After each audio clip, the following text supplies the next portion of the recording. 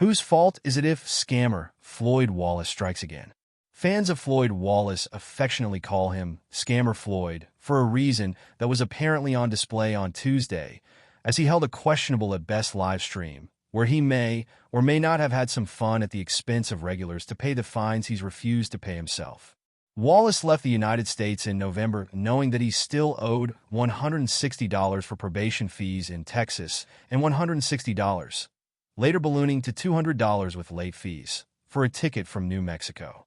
The YouTuber opted not to pay the fines before traveling outside of the United States because he had a semi-dedicated fan base at the time, and he knew that with a few batted eyelashes and a confessional, he could probably manage to get what he wanted out of his fans, and that would be to pay his fines for him.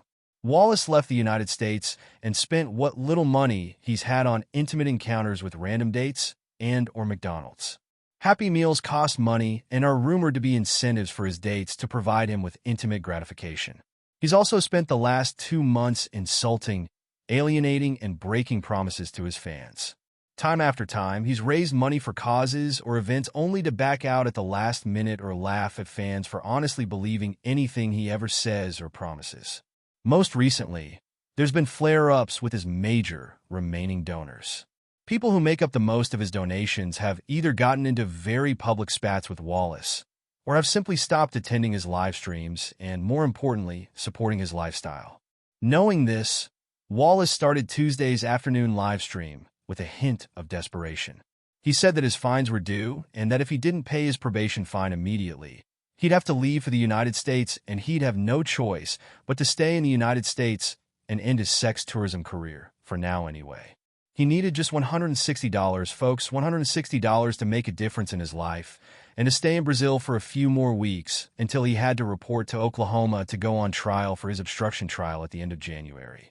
Oh, and his attorney in Oklahoma threatened to fire him because Wallace hasn't been taking things seriously and hasn't paid him what he owed. Suddenly gone was the over $500 Wallace was counting on from a refund of a flight to the United States he was forced to purchase by an airline before it would let him fly from Colombia to Brazil. Wallace had under $1,000 in his bank account. He was in a pickle, sure, he could pay the fines, but then maybe he couldn't afford a flight back to America, and then he couldn't go out for Happy Meals on dates, he won't live stream and get sexually gratified by girls half his age, and the world was spinning. After no bites from his audience, Wallace began to accept deals posed to him. The guy who wanted his merchandise rights provided that Wallace didn't pay him back 1/4 more than he borrowed? Done. The guy who wanted to take a life insurance policy on Wallace if he didn't pay back 1/3 more than he borrowed? Done. Pay Wallace now. Get double your money back on YouTube payment day? Send that Cash App or PayPal, and it's a done deal, baby. Wallace was taking in offers, and it was unclear how much he actually took in towards the $340 he said he needed when the stream ended and was made private. Hours later, his edited version of the stream also went up, was released, and made private within 30 seconds of notifications going live. All proof and any deals Wallace had made has been removed from YouTube. The evidence is gone. The deals are gone, and just Wallace's word is left for his fans to rely on. From the man they already call Scammer Floyd, we'll be monitoring the drama as Floyd goes live again when he needs more money.